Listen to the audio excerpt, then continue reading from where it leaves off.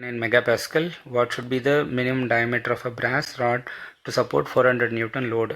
So elastic limit அப்படின்னு சொல்லும்போது breaking stress கொடுத்துருக்காங்க.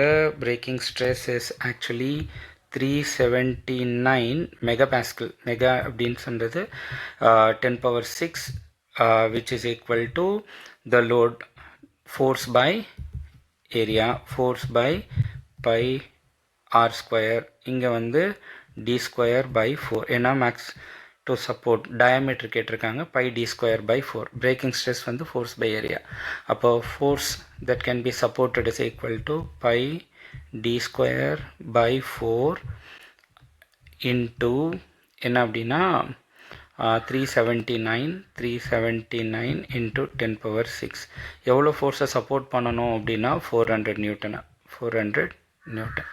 ஸோ இப்போது இந்த வேல்யூஸ் எல்லாத்தையுமே நம்ம இது பண்ணிக்க வேண்டியதான். So D square equal to 1600 into 10 power minus 6 divided by 379 into pi is 3.14.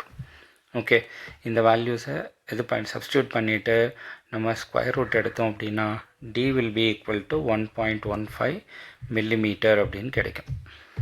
10 power minus 3ல வரும் millimeter.